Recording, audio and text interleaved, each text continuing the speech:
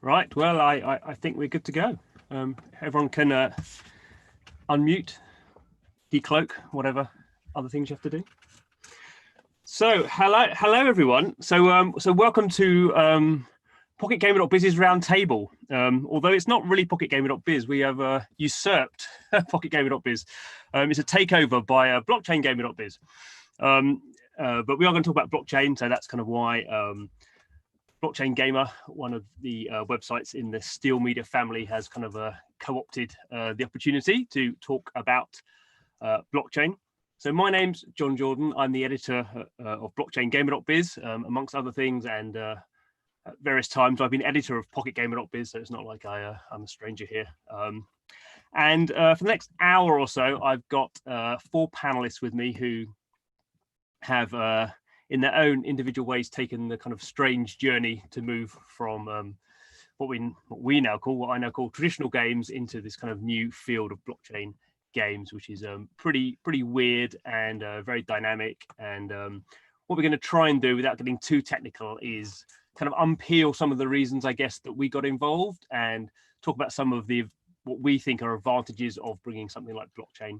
I always talk about kind of a messy collision with blockchain, which is in some ways a very interesting, but also in some ways very boring kind of data file system, and bringing that into games, and why we think that's important. So I'm sure it will be a fascinating discussion, because I've spoken to our 4 panelists before, know them very well. So we're going to be bringing some of that stuff out. But obviously, it's a discussion that we're going to have, and we want you, the audience, to be involved as well. So we have our Q&A box, which I've just lost, but there is the Q&A box. So if you have questions, sensible questions at least, please put them in there, and we'll try to kind of feed those into the flow of the conversation that we're going to have for the next hour. Let's kick it off with kind of introductions. So starting with Andrew. Andrew, can you kind of tell us a bit about kind of what you do in the world of blockchain games, what your kind of project you're working on, and that would be a good starting point. Yeah, sure. So I'm Andrew Colosimo, and we are building a blockchain, or we've already built it, called Xaya. We've been working on the technology for quite a long time now. It's a lot of it is based on our first project, HunterCoin, which was one of the first blockchain games, or decentralized games on blockchain. And essentially what our platform allows is for people to run decentralized blockchain games. So there are no servers, they can't be shut down, they're censorship resistant, they're permissionless, and they follow all the properties of what Bitcoin does. So the blockchain itself is live, and we are working on 2 games at the moment on the platform. One of those is called Torion, which is an MMO RTS. Essentially, you move around a map, collect coins, trade with other people, and all that sort of stuff. Like a mixture between a 4X Civilization style game and RTS game, and an MMORPG thrown in there as well. And the other game I'm working on is Soccer Manager Elite, which is a football management game, which again is fully decentralized. People can buy shares in players, they can vote who they want to be the manager, they can buy shares in players and affect that player's morale. So if the manager's not playing them, which means they get a bonus, then they might try and move to another manager and get sad. So yeah, essentially with the games that we are doing, they're about earning cryptocurrency through gameplay. So similar to how in Bitcoin miners are producing Bitcoins, like something like 6.25 Bitcoins every 10 minutes, in our games, instead of having to use expensive mining hardware to mine these coins, they can actually use like skill, intelligence, and teamwork, all in a provably fair way and transparent. So that's essentially what we're doing. Cool, thanks Andrew. Jesse, what are you doing? Sure, I'm CEO of a company called Splinterlands. Splinterlands is a trading card game. It's a next generation one where we're combining the old school values of being able to own your cards with the current, the like more convenient process of having everything digital. And then we're also adding this ability where you can earn by playing. So the shorthand for that is play anytime, trade anytime, earn every win. And we've been live for a while now. I was just looking at some stats here. Our players played 117,000 matches yesterday. We had how many users? We have 5,893 accounts playing yesterday. So we're pretty big for blockchain, but we're still pretty small compared to mainstream media and mainstream games. So much of my time is spent trying to figure out how do we take this fun experience that offers things that you really can't get with traditional games and get that into the hands of more people. How do we mainstream our game? And that's what I spend most of my time trying to figure out. And I think throughout this discussion, you'll be an interesting kind of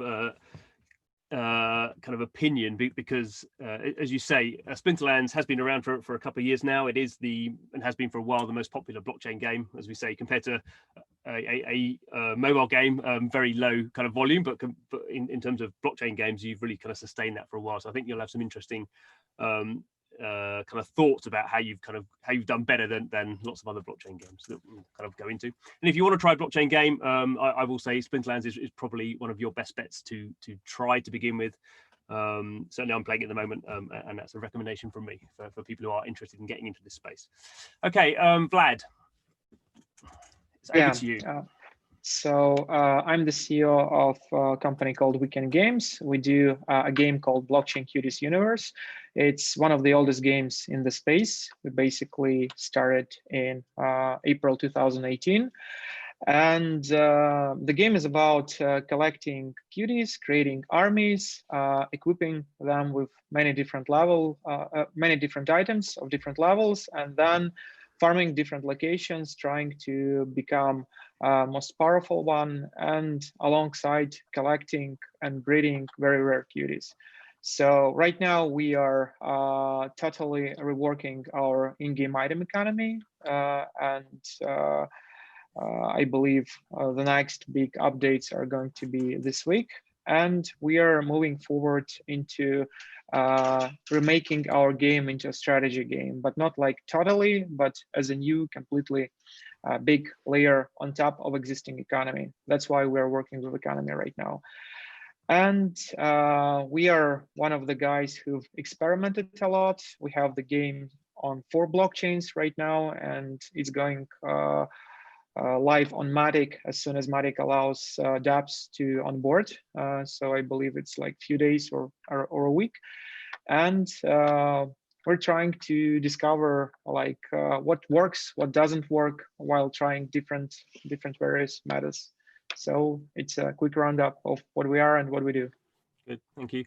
Yeah, I mean, again, you have another interesting kind of viewpoint, I think, having come from the traditional kind of game space on PC and mobile, and then you guys, Blockchain Cuties has been around for over 2 years now, and you're kind of, as you say, experimenting, and you started off with quite a small kind of feature set, and now you're coming Blockchain Cuties Universe. I guess that shows the ambition of where you guys kind of hope to get to, I guess, over the next 2 years.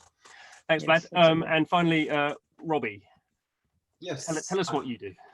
Yeah, I'm the CEO of Animoca brands.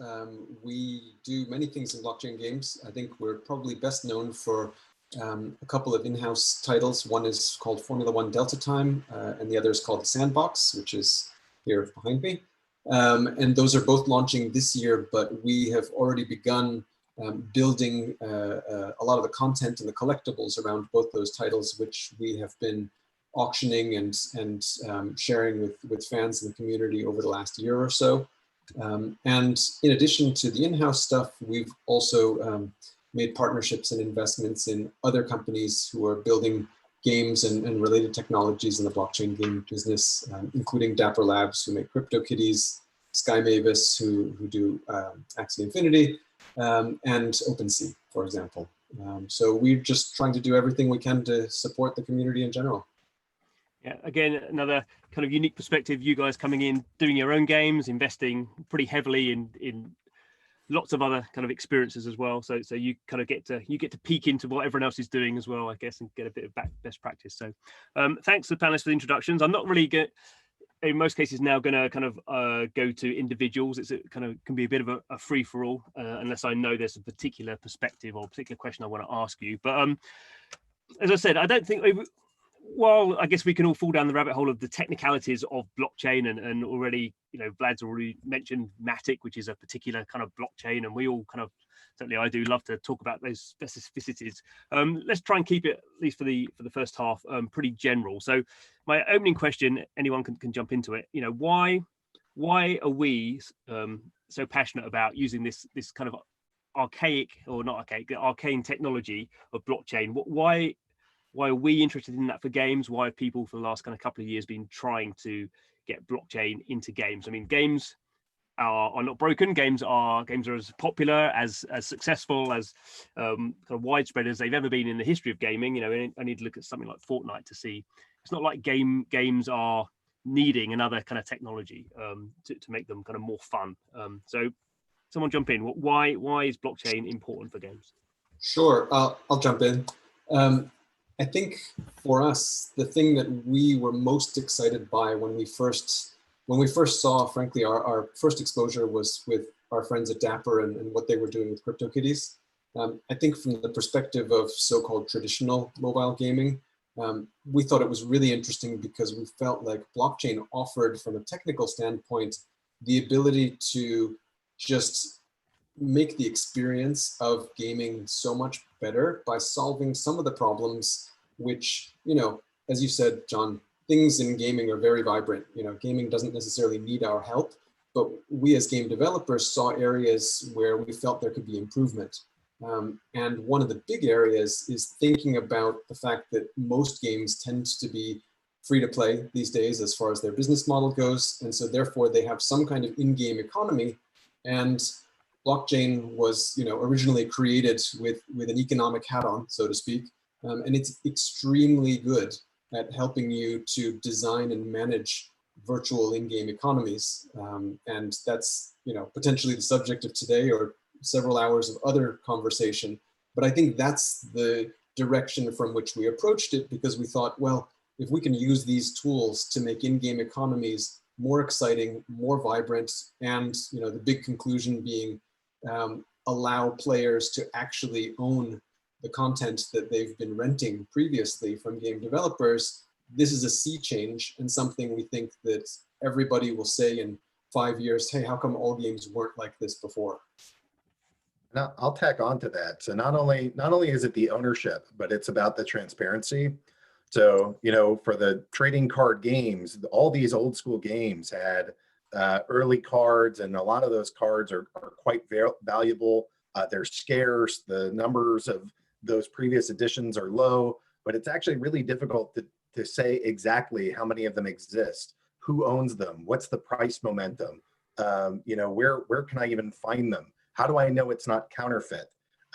So all these kinds of aspects that are not only the ownership itself, but information about the ownership, that actually gets, there's just so much transparency that blockchain brings to that. If you go to a market in Splinterlands, you can click on any card, you can know exactly how many are in circulation, you can know the lowest price that somebody's offering at, you can have the card ID and know every single person that owns them and holds them and is willing to sell them. I mean, that kind of information, price charts over time, win rates with the cards, like literally all of that data, because we publish all the transactions straight onto our blockchain, all of that information is public and accessible. So I would echo what Robbie said about ownership, and then tack on information that's driven by that transparency that blockchain affords us all. Yeah, I think that's a good point, Jesse. And I think that's when we think about what the reason people are using blockchains for outside of games, but one of the kind of key things is this idea that most blockchains, or certainly the ones we deal with, are kind of public, permissionless blockchain. So anything that happens, anything that's stored in that blockchain, is anyone can look at it. And that's particularly interesting, I think, for Splinterlands, where I guess we see it in many games, not blockchain or non-blockchain. A community arises around a game, and these people are either kind of creating guilds or creating kind of social groupings around that, or doing lots of things in the game. With blockchain games, it's interesting because there are half a dozen or so really great websites around Splinterlands, which are providing data, or in some cases providing kind of marketplaces, and there's lots of interesting ways in which the community really can get kind of closer to the game, isn't it? So go on. There's a whole meta. They're like, you know, you would never think about like, okay, here's this traditional game. I'm going to take their database and everything that they own and make my own business out of it. Like that doesn't exist in those traditional games, but that's exactly what can exist with these assets that are distributed on these blockchains. And so, like you said, people have built third-party markets. Sometimes they've asked us about it and like gone to us for advice about it. And other times they've just totally appeared. It's like, oh, look, new commerce. That's awesome. But again, that's enabled by the technology choices that we make. And so, you know, for like the user experience, I don't want to shove blockchain in their face. Blockchain is still like too esoteric. It's too out there. Like most people that are in the gaming space, it doesn't make sense. But what I do want to talk about is, hey, look at all this information you have access to. Look at all the stats that you can generate. Look at the ownership that you get. Look at how all the data is printed to this chain, and we can visualize it all. Like those kinds of benefits we want to talk about. And to me, I just kind of want to sweep under the rug. Oh, by the way, it's all because we chose a blockchain. But it's the benefits that I really want to make sure that players that aren't used to this, they get to experience. I think actually this is an ongoing debate in the industry about you know, when we use the term blockchain, and I guess there's some different terms that are being used now. One I like the best, I guess, is player-led economies, which you can't really do without a blockchain, but there's some kind of quite well-known games coming out later in this year that are very reticent about they're using blockchains, but that they talk about player-led economies, and I think that gives some of the flavor of kind of what you're talking about. Vlad, I want to jump in as well. I totally agree with Jesse and Rooby, but actually there are a lot more use cases that might become very in high demand in the future. Right now, just like nobody is doing it correctly, but blockchain also allows you to store subjective data on your assets. For example, if you have something that is very valuable to you, say like an F1 car or a Splinterlands card, and as long as you play the game, some of the data is stored there. How many laps did you go through? How many wins did you get? And the same type of asset becomes subjectively more valuable as it gathers more history. And then like after a year or two, there is like whole market of these assets that can be explored that drives value. If you want specific asset that, for example, was around like 3 years ago, you can find this specific asset. And this is something that is present in art, in antiques, which is also very important. Another thing is basically purely business speaking, it's a new opportunity because it's a new market, and usually when the market is not mature, when it starts, it has high margins, and a lot of people that know what to do try to jump in early to try to capitalize on those high margins. It's not mature, there are a lot of problems, but it's a big opportunity, especially for the pioneering guys who are around at the very beginning.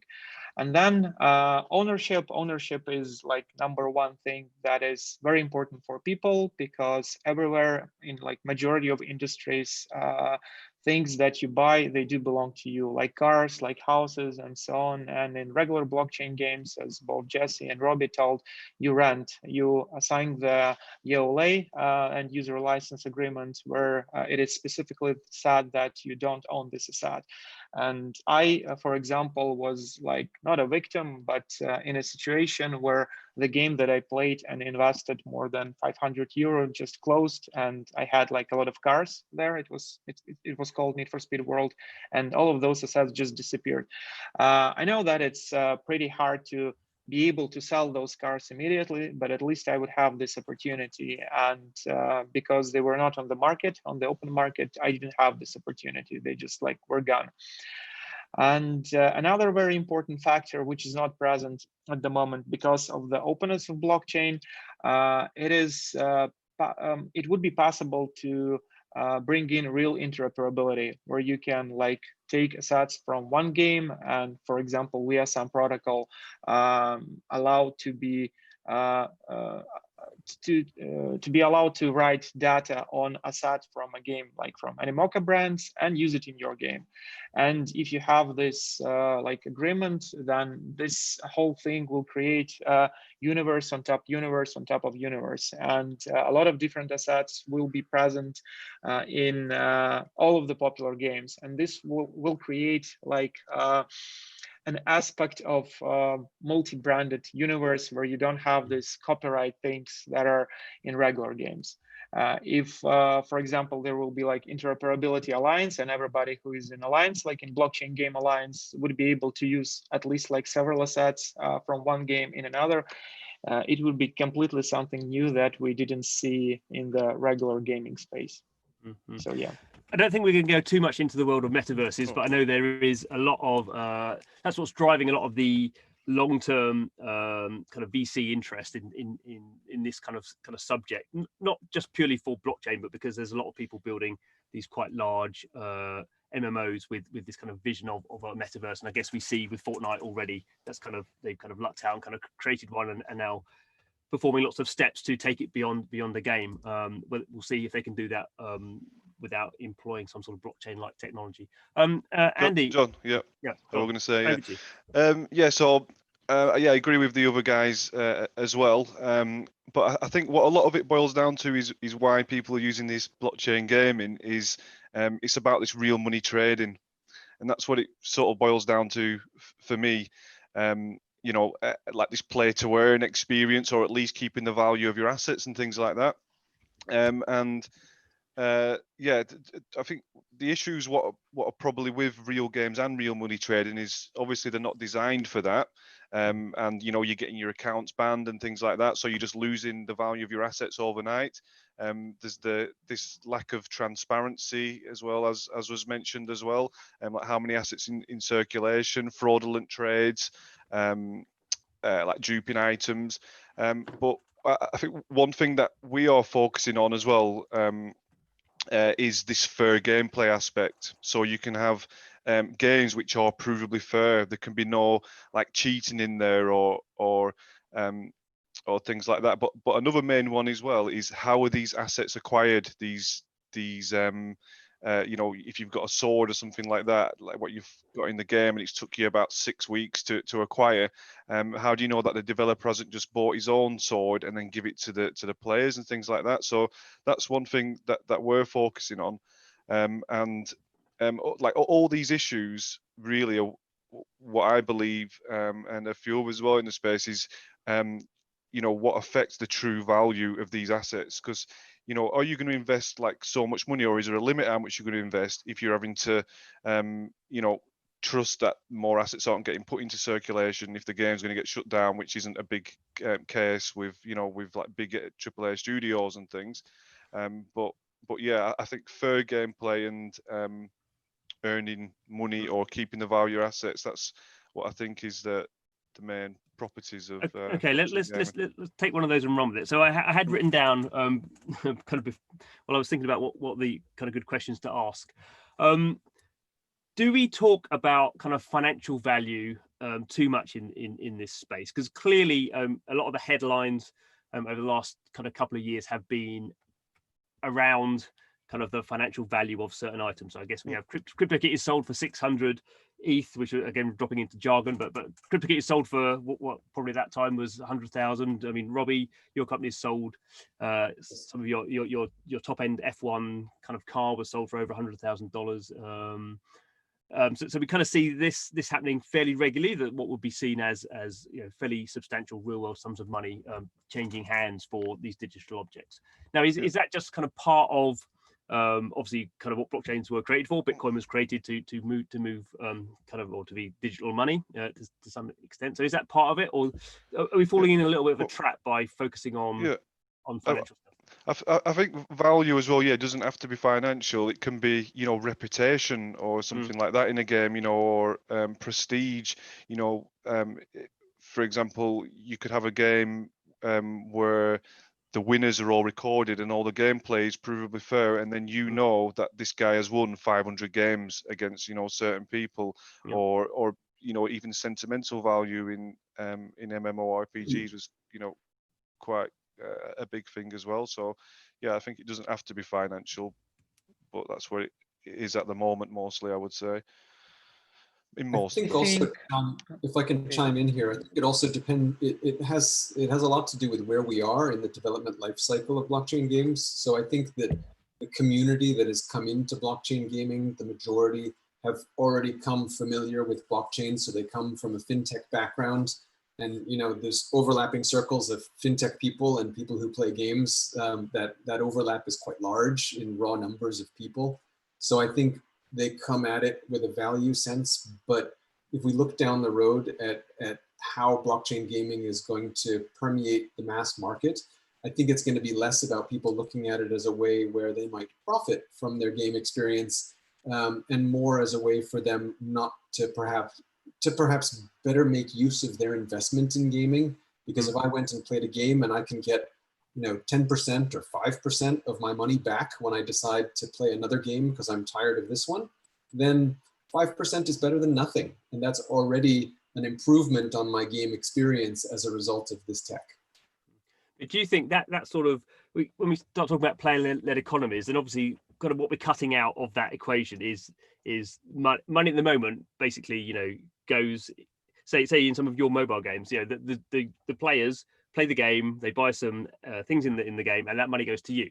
So as soon as you start allowing players to sell things amongst themselves, how does that impact you as a developer? Because I think this is one of the biggest reasons on the, I guess we could say on the supply side. So there's the demand side, the gamers want blockchain games, they don't really understand it. On the supply side, I kind of think most game developers are doing, not all of them, but the top end are doing really well at the moment. And and for them to get into a kind of making a new type of game using a new technology where they lose control potentially over the assets, and certainly lose control over the kind of financial flows, is something that is quite negative to them. And I think that's part of the reason why we're seeing blockchain games coming from startups, enthusiasts, people with not a lot of experience in the traditional gaming space at the moment. Does that make sense? Yes, and I think that there was also a lot of concern originally just in the gaming business about mobile, because mobile was also shifting the platform control from consoles, for example, if you were a console developer before. So I think there's always a reluctance, because it's very difficult to take that leap of faith to say, if I'm going to just be open about this and give it away, the entire economy is going to grow so much that I will benefit from that. A little bit like open source software. So I think the way we're looking at it is, if we're interested in selling stuff to gamers, to customers, if they can trade amongst themselves, the market will grow so quickly, we'll still sell more stuff than we would have just having a standalone single shop to begin with.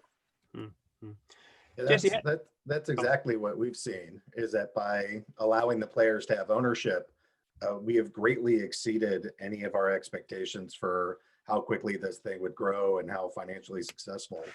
At the core of all this, though, I think it has to be gameplay first. Like at the very core, your game has to be fun. And it doesn't matter if you can make some money or not. Like, you have to have a fun game. If the players aren't telling you, God, I need one more turn, I just want to do one more battle. Like, if they're not giving you that sense of, feeling accomplishment or pleasure, or like this game is cool, then it doesn't matter. Like, if you have some ownership or ability to earn, the player experience really needs to be there first and foremost. But then if that's there, then I think it's actually a very strong differentiator for blockchain games versus traditional games of, look, guys, all that money you just spent is never going to get reclaimed. So if you'd like to, you should, play these blockchain games, have the same kind of quality, fun experience, but retain ownership. It's not like you paid $60 and played for a month and it's gone. You've played, you've possibly earned, you possibly bought some in-game items. And it's crazy just how that stuff adds up. Our players will pretty quickly tell you, like, I came here thinking I'd just do this thing, and now my account's worth $2,000.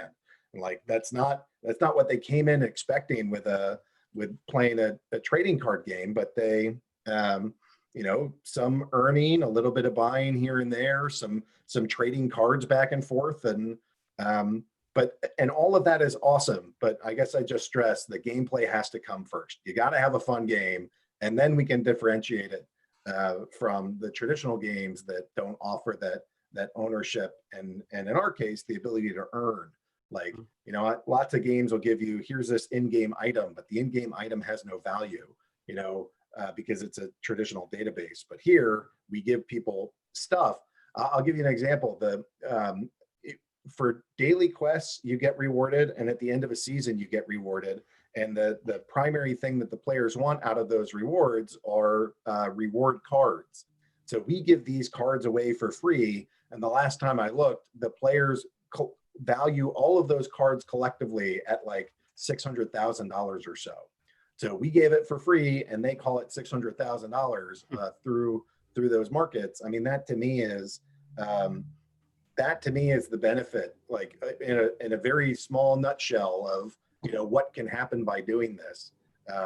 So to us, it's that start with a great game and build on top of that, and these market dynamics certainly will push players into it.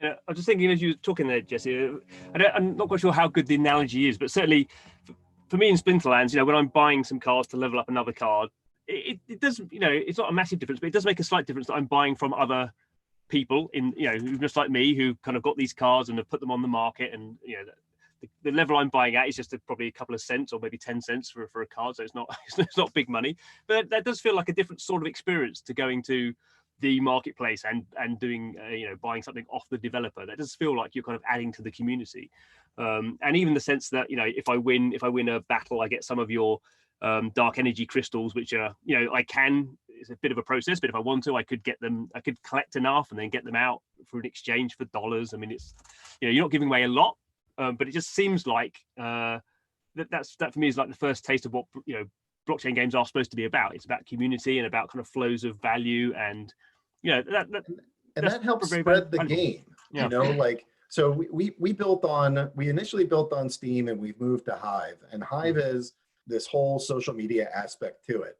So along with the market transactions that are peer-to-peer, we also have all these people that are blogging about the experience. And on Hive, you're able to go give upvotes, and that transfers value to people. So we're able to go do like 1 million of these micro payments to our players to go talk about our game, to spread the game. And it's you know, core number 1, have a fun game. Core number 2, take care of your community. So here's a way that we can go incentivize all the players, and the players themselves are incentivized to talk about it too. You know, they want to earn, and they want to grow their follower base by blogging. But they also, all the players want more players to come in too, because, you know, as there's more people trying to get, you know, scarcer and scarcer cards, like that helps everybody with this player-driven economy. So trying to get that right to make sure that, you know, the developers are earning enough to make sure that the game is growing, that the players are earning enough so that they feel rewarded, and that everybody is aligned to welcome new players into the ecosystem. That's been a big part of our growth story. You know, you call the layer 1 the blockchain itself. Over here, we'll often talk about the layer 0, which are the people, just human beings. No silicon chips at all, just actual human beings. That's our layer 0.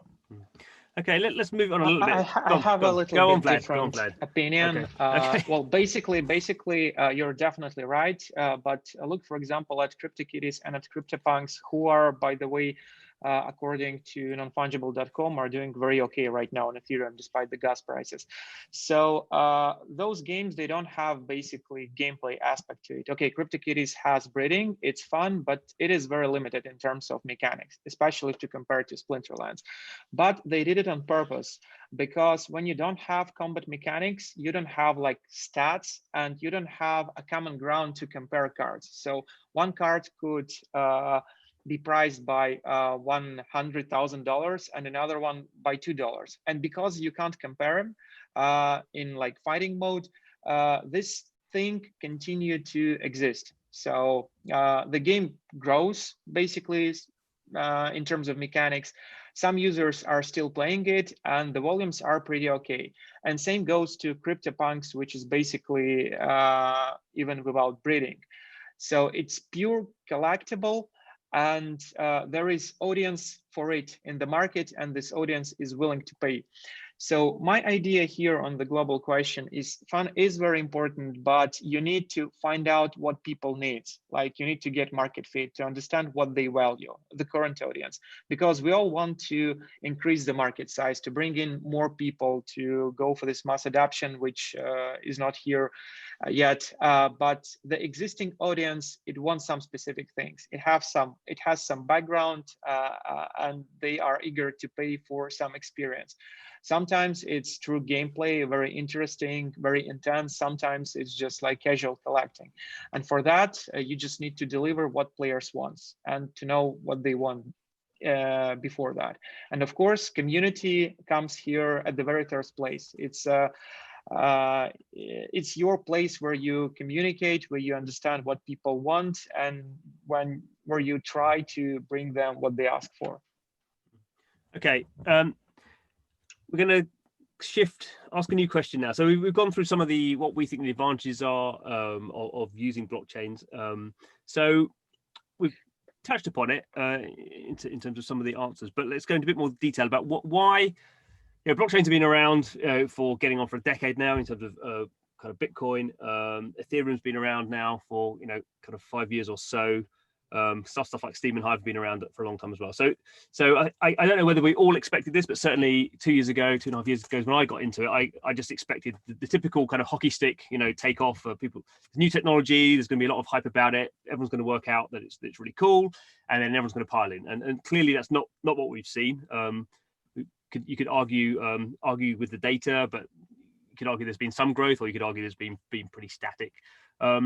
Let's start with you, Andy. So why do you think the take up is so slow? Is it because we're not educating people enough? Is it because blockchain actually isn't very interesting for games? What's the reason?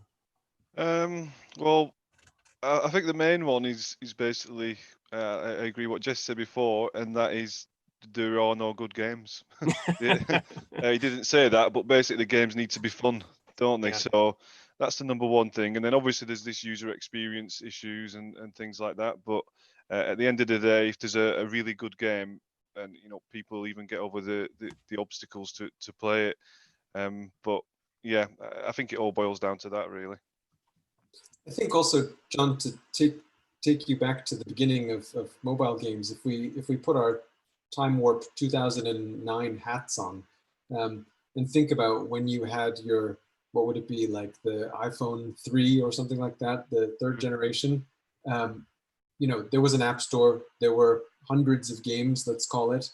But, if you had an Android device, even as late as 2012, good luck making a purchase. Even if you had a Visa card, good luck. So there were lots of technical hurdles. And I think blockchain gaming just in general has some of those technical hurdles still, because it's very early. I mean, we're in the 2008, if you want to make the analogy, sort of evolutionary scale. So the players who have come to it the quickest are those people in the crypto community who are the most comfortable with wallet ownership, who already perhaps have, Ethereum or Bitcoin or other kinds of tokens that they can come and spend.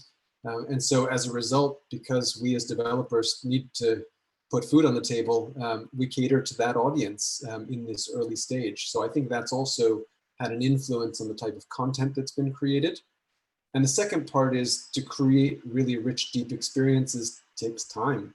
So you're well aware, we're all aware of lots of projects out there that have been in the works for a year or more.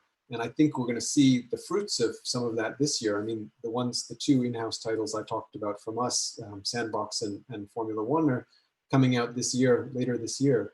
But it's been a long road. There was a lot of technology to learn, and building a game takes time, regardless of how much new stuff you're putting into it. So I think part of it is just that we live and breathe this every day. So sometimes it feels like things are not moving as quickly as we'd like. But, how long ago was it that CryptoKitties was the only game around that people talked about, at least? Still one of the ones they talk about. I mean, Vlad, I agree, but there are also more problems to that this time than it was during the native mobile applications era, because crypto and like new digital currency has a really disruptive power in terms of economic situation across the globe. Then a lot of the like commissions and regulators are watching this space pretty closely. For example, we know that Mark Zuckerberg's Libra. Libra was sort of not denied, but they made their life a lot harder. Recently, Telegram got banned, and they are trying to negotiate with SEC right now. So everybody who has like a lot of users, like millions of users, and can put some very nice, good user experience tools to be able to onboard into crypto are sort of well, they're considered not as enemies, but as somebody that you should look for, because it has disruptive power. And that's why until all the regulations are made, until crypto is like good for existing monetary system, we won't see this really big push, because we are being held back. And because of that, bigger corporations are also not diving into blockchain development, because they rely on existing systems. They rely on Visa and MasterCard and good relationships with them. And they also wait until this whole situation is being solved. And only brave ones or smaller ones that try to experiment, that can't make like big difference in terms of global monetary politics, they try to do this stuff. And until something becomes really big, or regulators find a way how to solve this crypto thing for their system properly, the adoption won't go extremely fast. So I think there will be big pushes, but it won't be as big as it was like since 2013 in native mobile applications. We still have to wait for that, and we have to wait for regulators. So John, you gave an interview with David Pacman from Venrock, which is the venture capital arm of the Rockefeller family or corporation. Yeah. And he laid out, like, I think it was almost 9 points of here's what we need in order to go like cross this chasm. And you know, I think Splinterlands has done a pretty good job of hitting all the check boxes. So like through your website, there's a great interview that you did with them that goes through step by step what all those pieces are. And I looked at that, and I actually wrote like our own a talk about, you know, what have we hit and what haven't we hit based off of those. And, you know, I feel like we've made some great progress, but even still, you know, we're the #1 game in the space, and we still feel like, you know, we're not doing enough to make the new player experience easy enough. And we you know, we're focusing on that sort of thing. But, you know, if your game requires you to own crypto before you can play, that's going to limit you. You know, you really need like a Web 2.0 experience, but with the benefits of Web 3.0. And so making that transition so that it's easy, and, you know, just hand-holding people on keys and wallets, and what is a blockchain, transaction costs, you know, what are the different ways that those costs get paid, different currencies.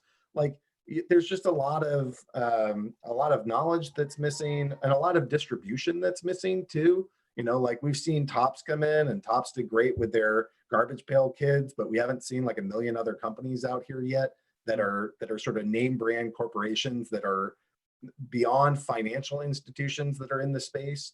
So we're starting to see it. You know, I think we've hit some of the first big ones, but we need more success stories like GPK selling out in their first week, and other companies catching on that can help, so that it's not just the guys in this room trying to tell people, hey, blockchain's cool, but these companies that have been around forever and have a bigger user base and have more finances at their disposal, that they're also shouldering the burden. And I think that's happening, and we are seeing the beginning stages of that.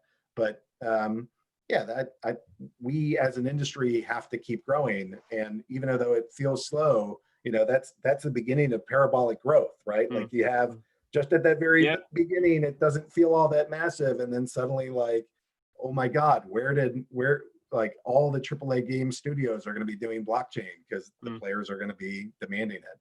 That's where I see this going.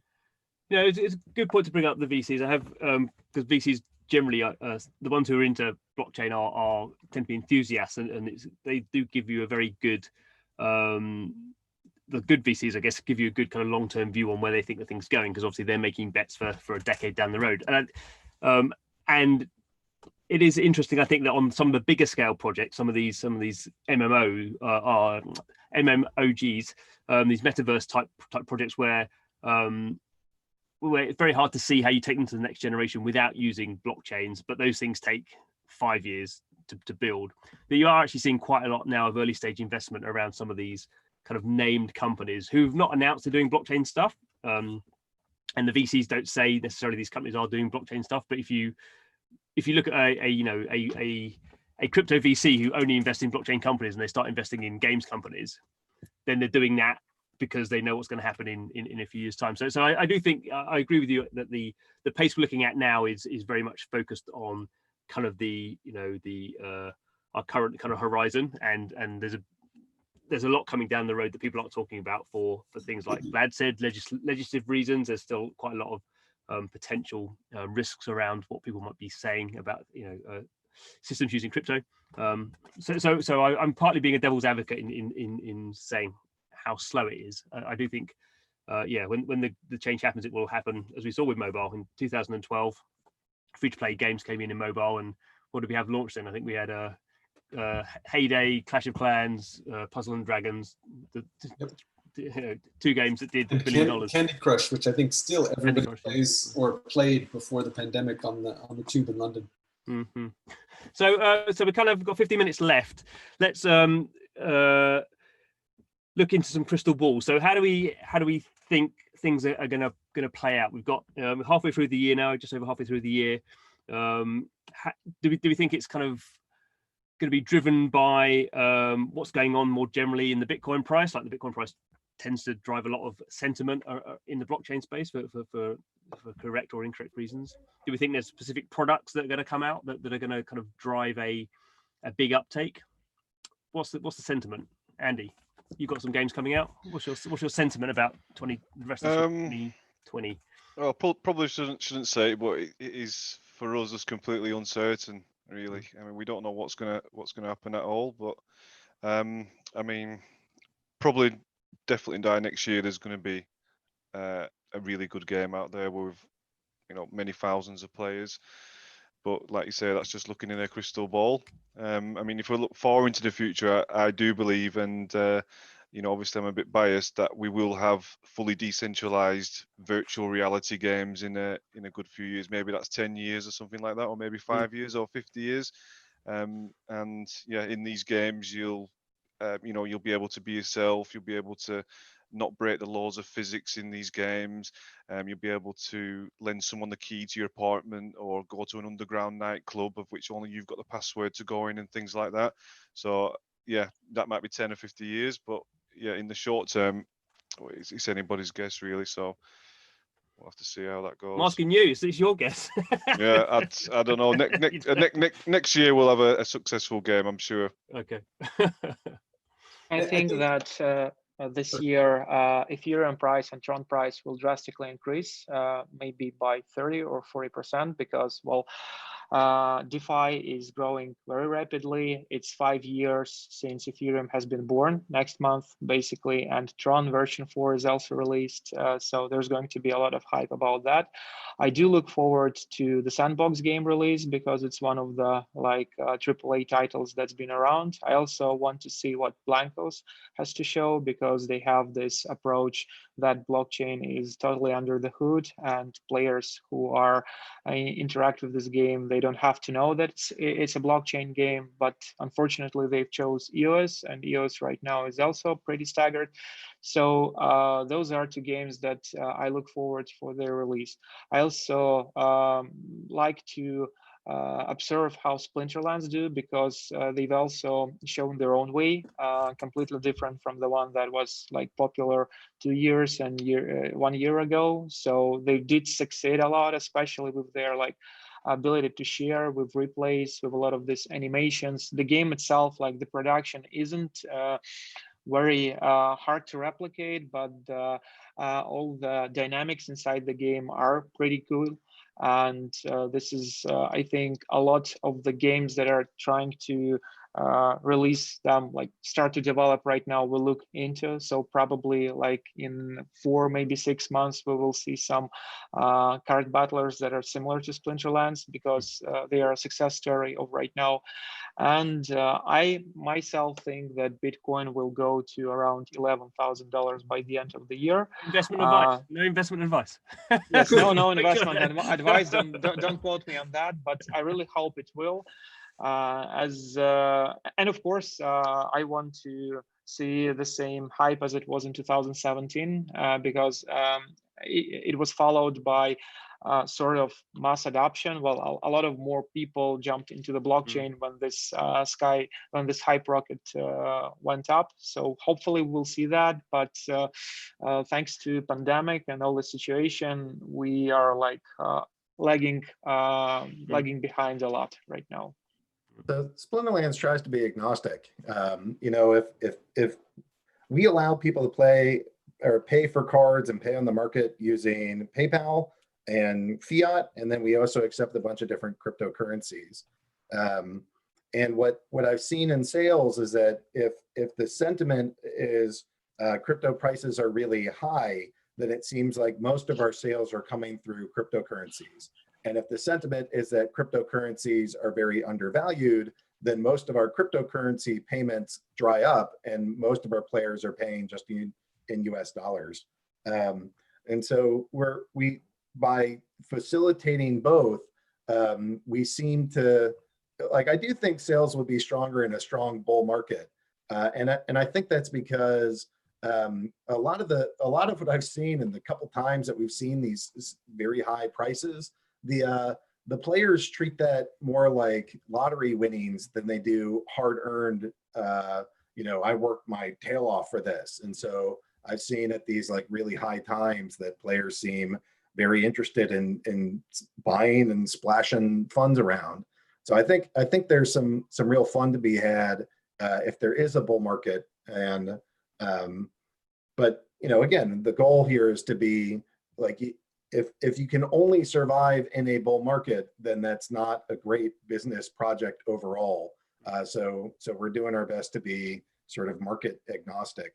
But going into the future, I think as players get a taste of this, and that as it becomes a little bit more common, I just don't know how they'll do anything other than demand it of the AAA studios. Yep. How would you ask me, like, not to pick on Hearthstone. I started with Hearthstone and I loved it. It was a very fun game, but I spent $300, and that's $300 I'll never get back. You know, I used a personal email account, so I'm not going to go sell that account. It's just money that's now gone. And now that I've played a blockchain game, and now that I've experienced, like, you know, we've had players that have sold their entire collections and left. And, you know, oftentimes they'll come back 6 months later and be like, all right, I'm coming back in. But, you know, to not be able to do that once you've experienced that freedom, I think will be it will stop a lot of players from going back to traditional games.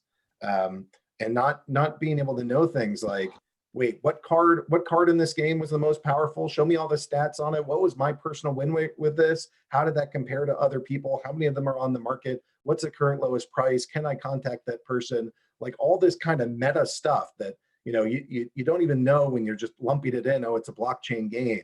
But all of that data that gets produced and is publicly available and visible by anybody, I think it's going to be really hard for players to go back.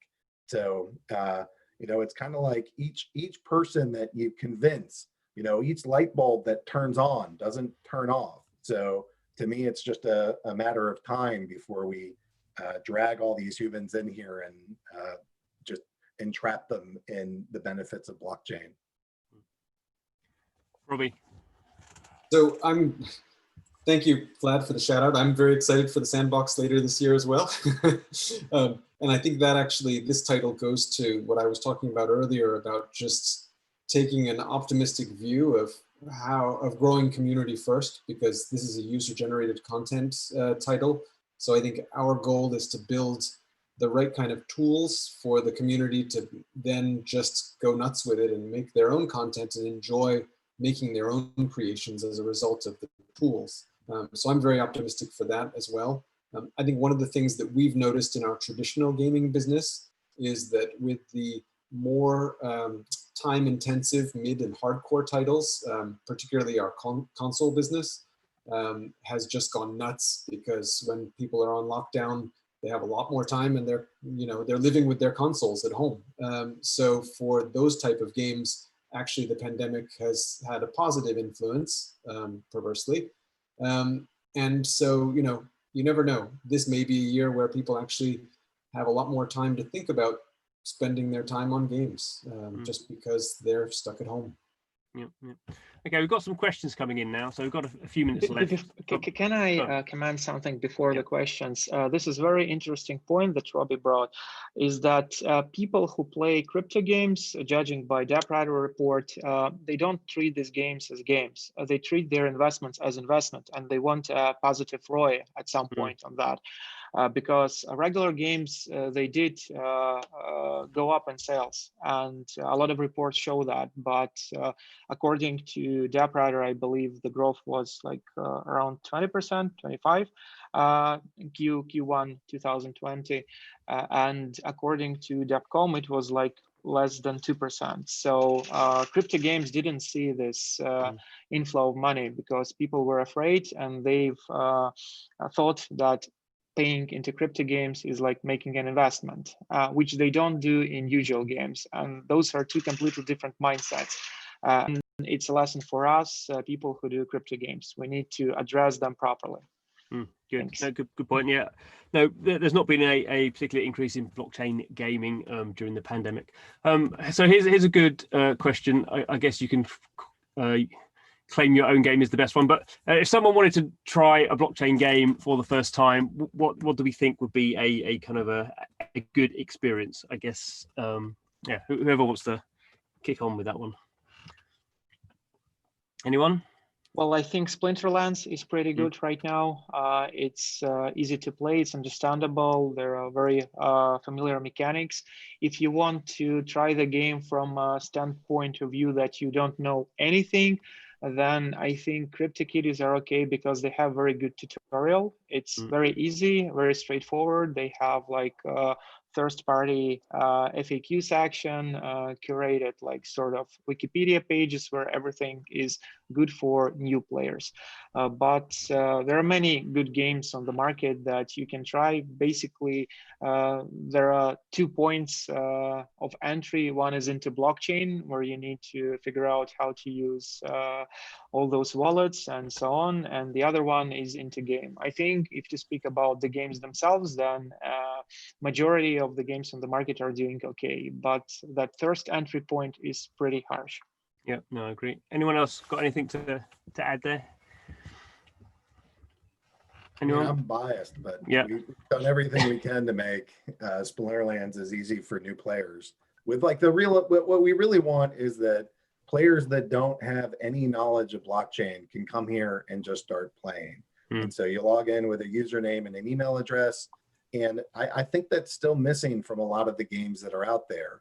Yeah. And, we're still, at the one hand, we're like the #1 game for blockchain, but we're still teeny tiny. There's still a lot of work to be done to make as much of this blockchain stuff, like the nuts and bolts of using it, like as invisible to players as possible, and making the benefits as in your face as possible. And I think there's still a long way to go. We're starting to focus more on doing that. How do we get new players in, and how do we keep them playing? And but I think that's one thing that all of these games are really struggling with, is if you're not already a crypto enthusiast, you know, that there's still too much of a gap, even with our game. So that is one of the focuses that we have. And you know, all these games and the premises are cool, but then you get to the execution and the like, how does a new player start this coming from nothing or no background? And all of them are still too challenging. So that's something that we all got to work on. Yeah, no, good. Now, I would say I think Splinterlands is one of the few you can sign up just with an email password. You don't have to use any crypto. You can use a PayPal to kind of get that kind of first kind of experience. I think if you know a bit about blockchain and have a Ethereum wallet like MetaMask, Axie Infinity is one with a good community. Axie is good. Blockchain Cuties as well is good. I mean, very similar in terms of kind of what they're trying to do and their expansion. But I think, towards the end of the year, when we see things like Blanco's Block Party coming out, that'll be a PC game and also coming to console. That's going to be very simple onboarding as well. So I think not a lot of great examples at the moment, a few, but I think we'll see that changing. So we have a lot of questions, but unfortunately we're out of time. So maybe we have to come back and take over PocketGamer.biz's roundtable for next month. And cover all the different blockchains, notable tipping points, that sort of thing. But I think other than that, just for me to say thank you very much to the panelists for your expertise. Thanks very much for PocketGamer.biz, I suppose, for hosting us and for all the questions as well. Pleasure to be here. Thanks for hosting us. Thanks for having us. Thanks for all the time you spend in the space. It's great to have journalists to cover this and care. Yeah, thank you very much, experienced journalist. I don't know how it stops. Who stops it? I was given the key to start it, but I've no idea how we stop. I think could a grown up come in and stop? The unstoppable webinar. Blockchains are unstoppable. It's true. It's true. Just go through some questions until she's here to help. Yeah. Oh, there we go. Okay. Back. Bye-bye, everyone. Bye-bye. Thanks, everyone. Bye-bye.